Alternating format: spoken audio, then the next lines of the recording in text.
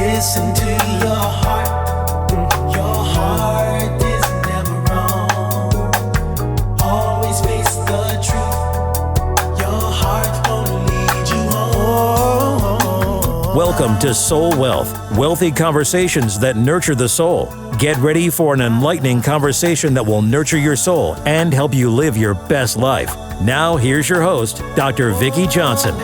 Welcome to the Soul Wealth Radio Show. I am your host, Dr. Vicki Johnson. Super excited and grateful to be back on dcradio.gov and 96.3 HD4. We have had some amazing wealthy conversations up to this point, and today is no different.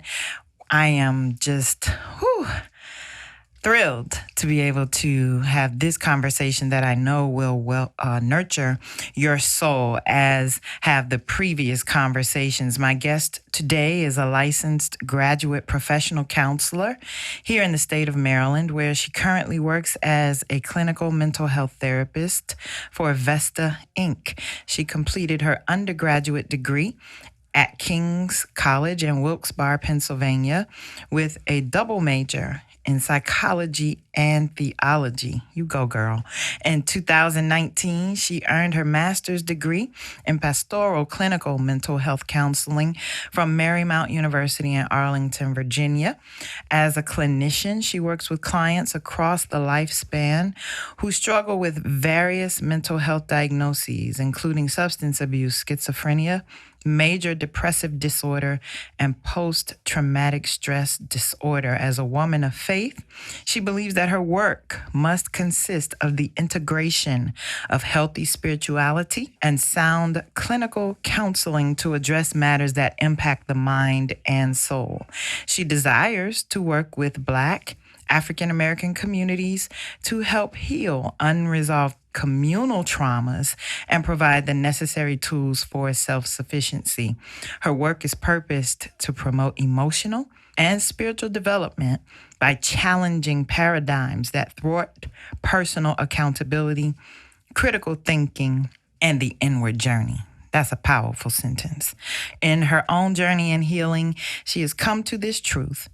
Our power comes from effectively existing in our humanity and our divinity. We must be willing to honor, heal, and grow from our valleys in order to survive our mountains. When we have mastered living in the both and, we can thrive in the fullness of who we were created to be. Listen, y'all. This girl is my spirit twin. I'm telling you. Welcome to the Soul Wealth Radio Show, Justine Kelley. Hello. Thank you for inviting me. I'm so happy. I'm honored. Thank you. I'm so happy to have you here, girl. Your bio reads like my life. Listen, the both and, the self-sufficiency, the personal accountability, critical thinking that holds us in a space, where we're focused on our inward journey. I love it. I loved hearing you when we reconnected at a recent women's conference, and just the integration of the spirituality and humanity, faith and mental wellness is so needed right now. So I want to jump right in here. Your bio is amazing. I started calling you Dr. Justine. That's right. I receive it. Yeah, I started calling you Doctor because we need you.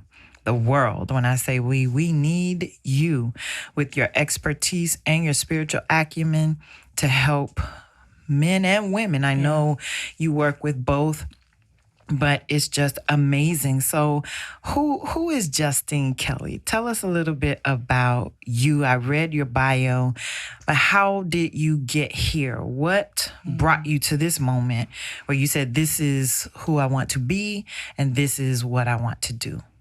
Well, I'll just say it chose me. Counseling and helping people chose me. I think that's just who I was called and created to be. So I'm from D.C., from Southeast. I grew up in the Anacostia area with my mom, my dad, my grandmother.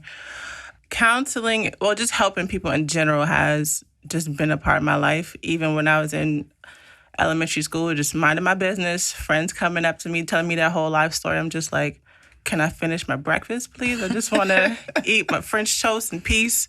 But they would just kind of tell me their whole life story. And then I also always got involved with something relating to social justice or something relating to advocacy and helping healthy communication, because that's just what was modeled for me, fortunately, by my mom and my dad. My mother always told me to use my brain. I have a brain, use it, be respectful, speak up.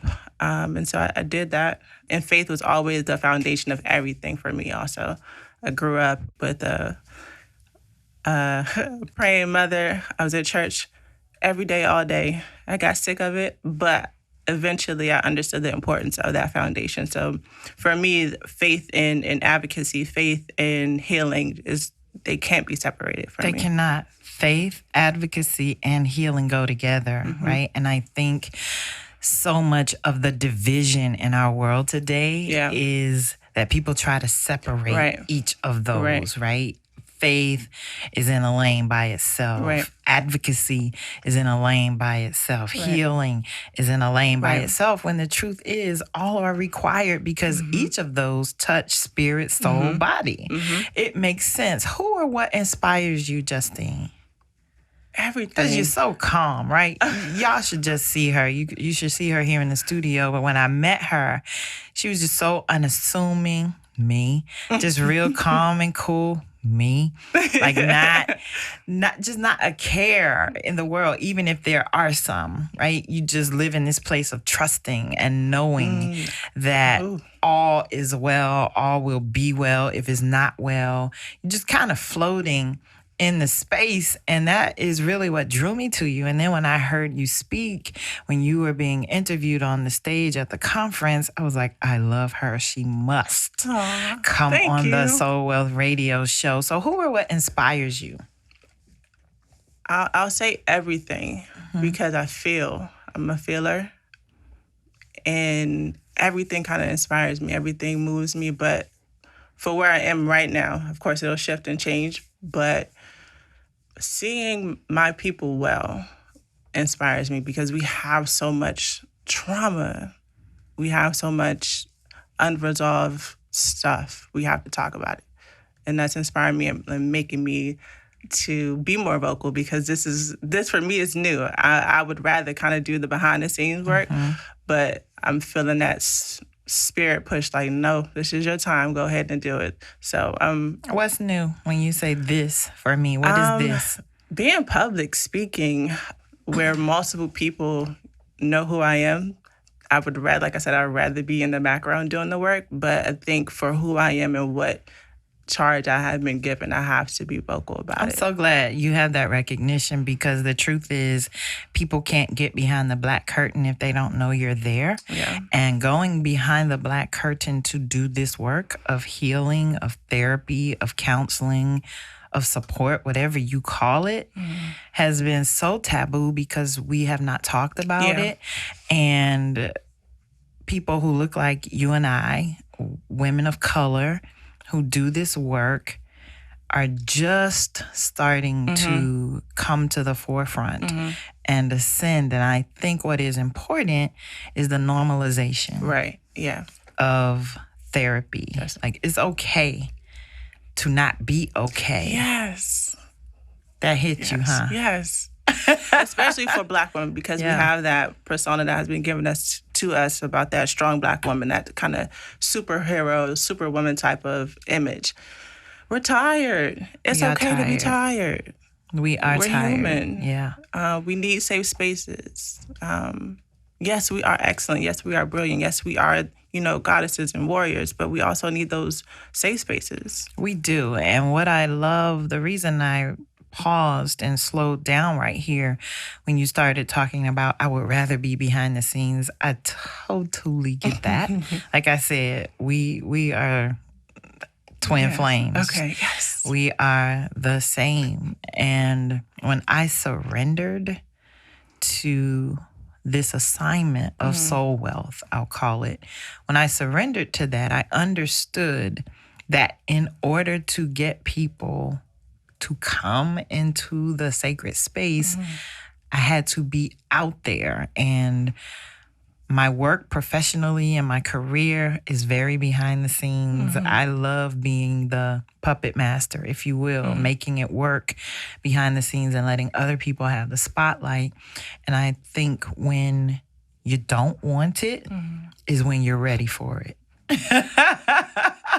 People who crave the spotlight are often, I'm talking about people who crave it now, hear me. People who crave that are really an ego and not being spirit led, because when you really drop down into the reality of the assignment, the preparation, what's required to be effective and have impact is not pretty, is not nice, is not fun.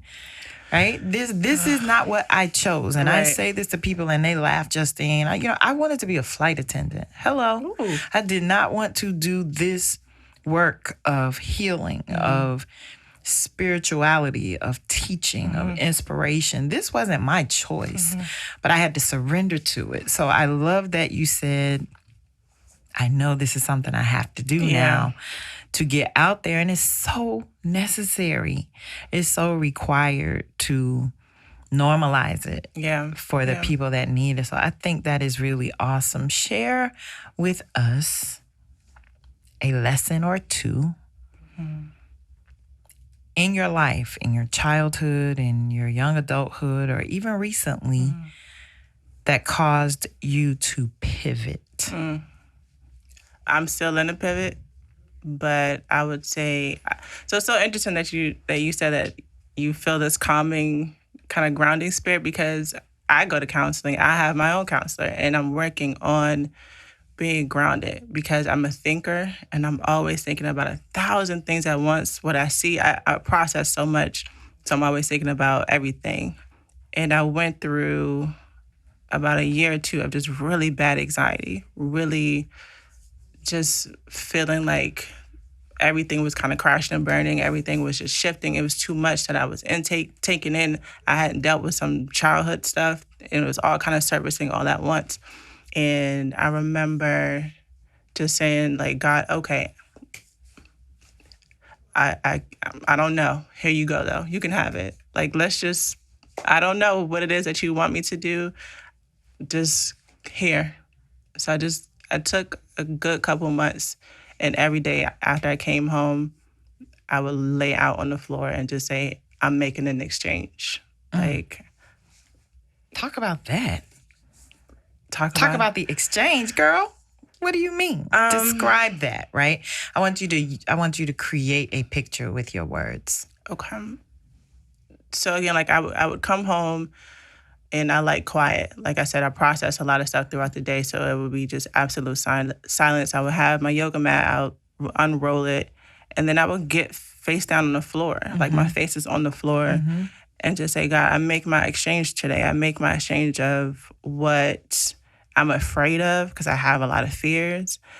I'm afraid of success because I don't know what that's going to look like for me. I'm responsibility. Yes, that for me is like, what do I have to give up to be who you're calling me to be? Go ahead, keep describing the exchange, because that's powerful. And I would read my word, and then I would also just kind of meditate and just be still, because I had a hard time just being still. I'm still working on it and grounding myself in it.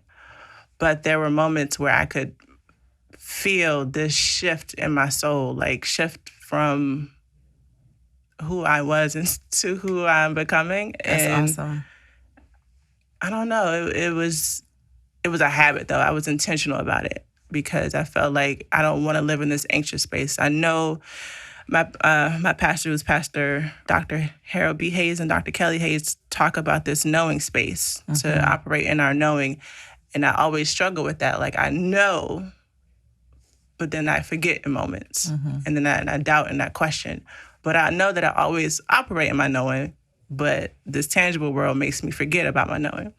So I was just like, all right, God, I know, but I don't really know. but we're gonna work it out. Here we go. Just I'm gonna I just lay it love. out. This is why I'm asking you to describe it. Right? I understood what you meant, and Okay. I knew what you meant, but I wanted you to describe it for those who are listening. Yeah. Because some people listening need to create that sacred space so they can do a daily exchange, so they can go home and not get busy. Yeah. Go yeah. home and not start thinking about where can I insert myself, to take care of somebody else's business because I don't really want to face my stuff. So I asked you to explain that because that's really a powerful tool when you get still, when you just get silent. And I am having to do that even now, like a lot. Not an anxious energy so much, Right. more of I feel like I'm getting overwhelmed with the assignment. And that exchange that you talked about for me really is, what's the next thing? Not what's the 10 next things. Like, what is the next thing that I have to do? Everything else will take care of itself. Really. So I love the description, as you were talking and I was visualizing the yoga mat and you laying prostrate on your face and just offering. Yeah. It was a lot of tears. Yeah. A lot the of tears. Just a lot of tears. A lot of. Were there a lot of words? Did you have words? Some days I did. And then other days I would feel Holy Spirit just say, be quiet. And I had to just be quiet. That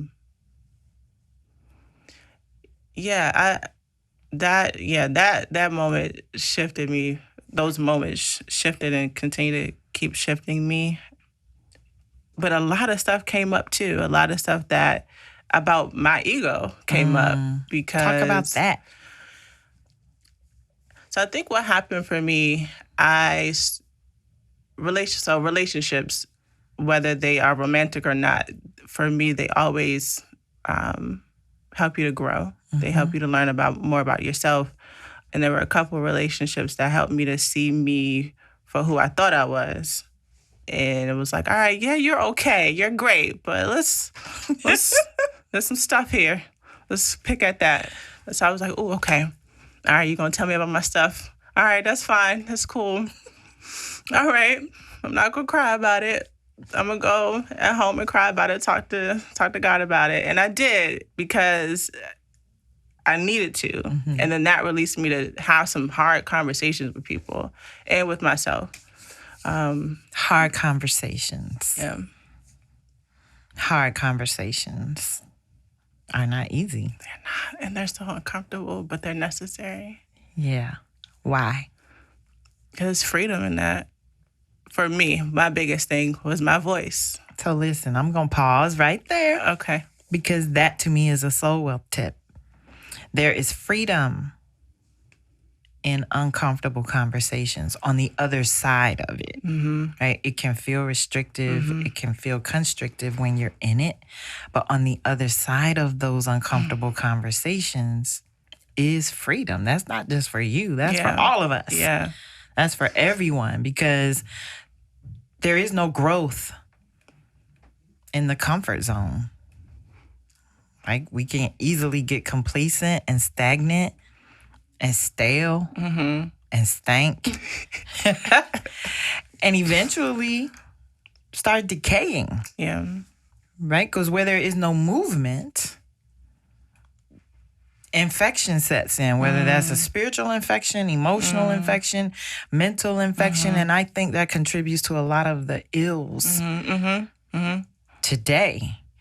This is so good, Justine. See, I knew this was gonna be good. I'm gonna have to bring you back. Okay. 'Cause this is power. We still have some time, but I don't want to rush, right? I want this to be organic and I want listeners to experience you, to experience this conversation.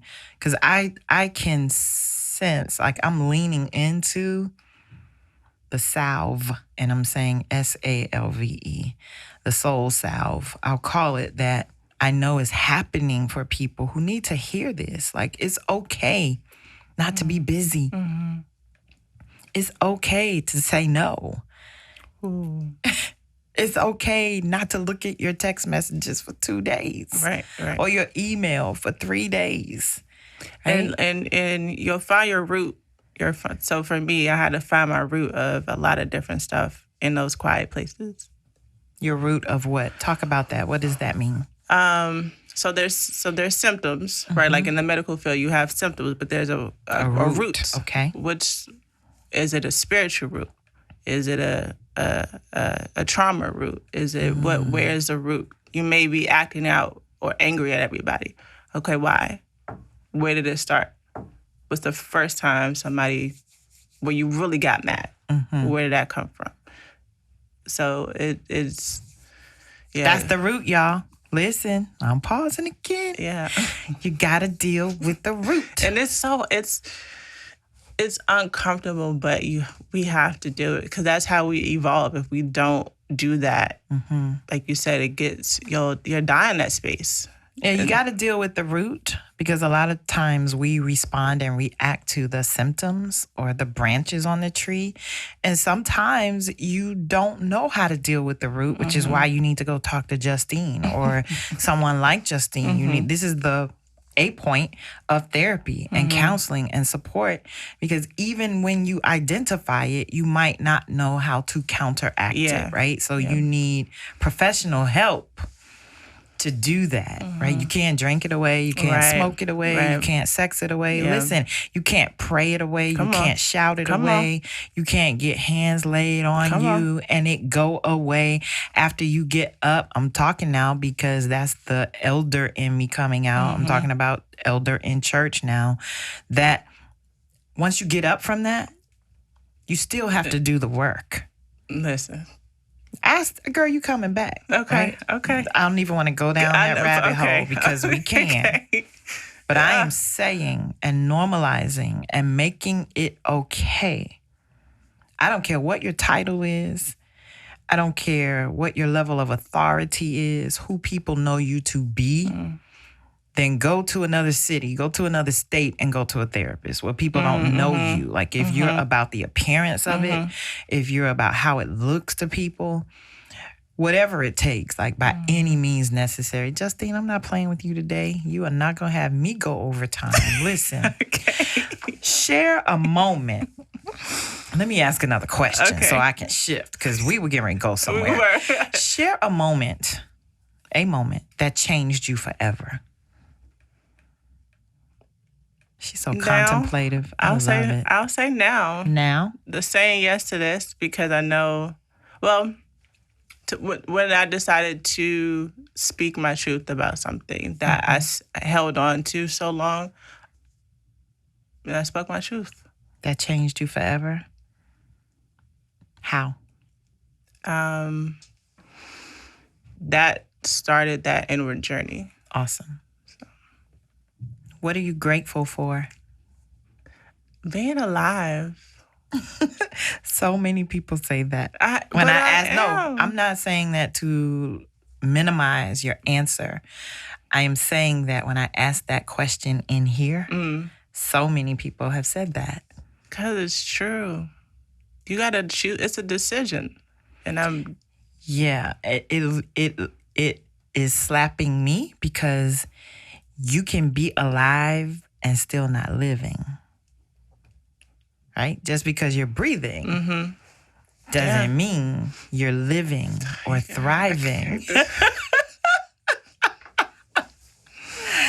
Justine, what legacy do you want to leave? Ooh, freedom. Freedom?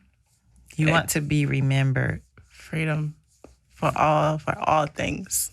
Helping people find that place and that space. Freedom, healing, just, to return back to that place where we were already created in.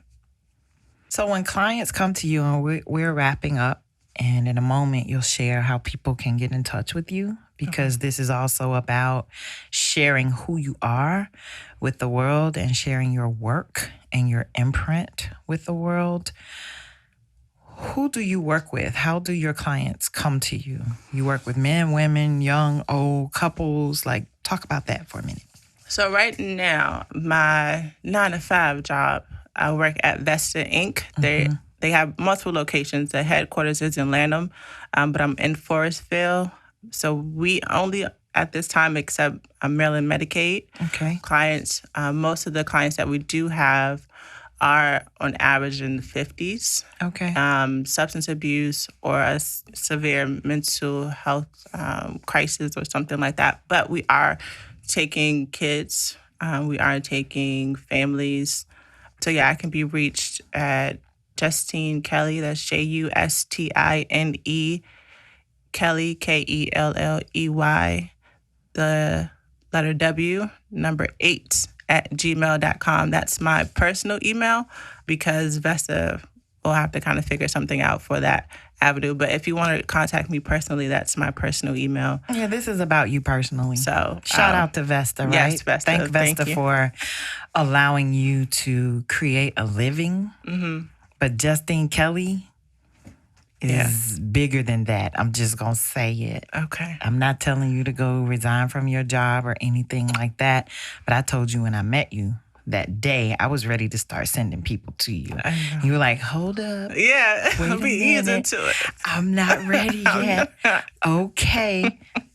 But when you hear this back, you're going to, I challenge you to listen to this conversation, not as you. Right? Okay. Sit outside of yourself and listen to this. Like, this is just a preview. I'm just telling you.